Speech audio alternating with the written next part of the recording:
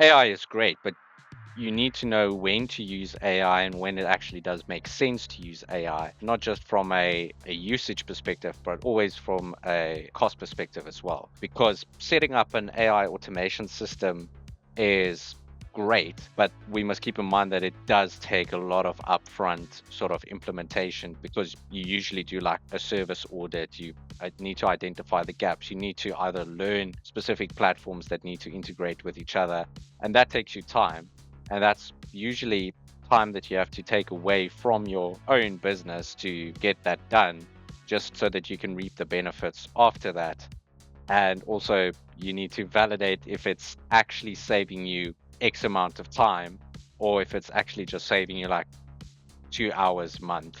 That's not worth automating. So there's obviously sort of usages for that to get things done. And I think that's also one of the reasons why we don't yet have a design system AI automation tool out there that's used as a platform, because yes, a design system is sort of ever growing, but the setup of a design system is usually sort of a one-off, and the automation of that is sort of the bigger thing that you want to look at. So to summarize, basically, when working with AI, you need to know the goal that you need to achieve with it. If there's repetitive tasks that's happening, can you set up an AI agent that we mentioned previously to sort of have as a soundboard or as a partner in crime or something like that, that costs less than to sort of get in on a whole platform? That's sort of the main things that we need to look at when we look at AI as a whole from product itself. So yes, we can get to draft version quicker,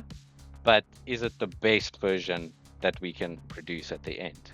Does this make it more difficult for investors now to, have all of this put in front of them where previously someone wouldn't have had the technical know-how to do that? And it becomes how well they can execute after that. I guess it's your track record with startups, or because suddenly there's so many more ideas that are coming to the forefront and being presented to investors.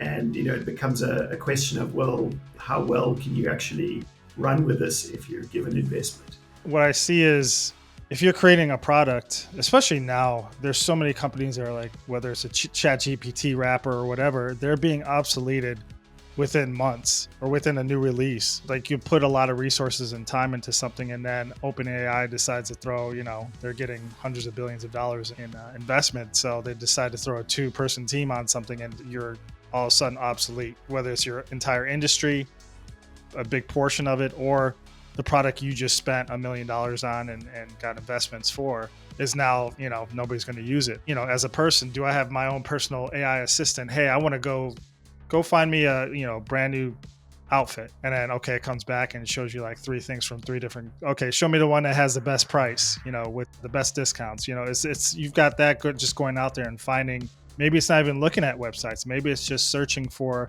SKUs from, different companies, and then it'll just bring up the picture of what it could look like. So, it should be really interesting of where e-commerce, B2B or B2C will go to. So I guess the question comes out, if you're a company listening to this, what would our advice be, for someone that wants to, start adopting AI? We've highlighted, well, the risk is you could, your software could be replaced, or your tool could be replaced in the near future with something a lot better. What are the things that companies should be concentrating on? And I think from looking at our own, at Impact clients, what we've seen is things like, knowledge and starting to align with the possibilities of AI.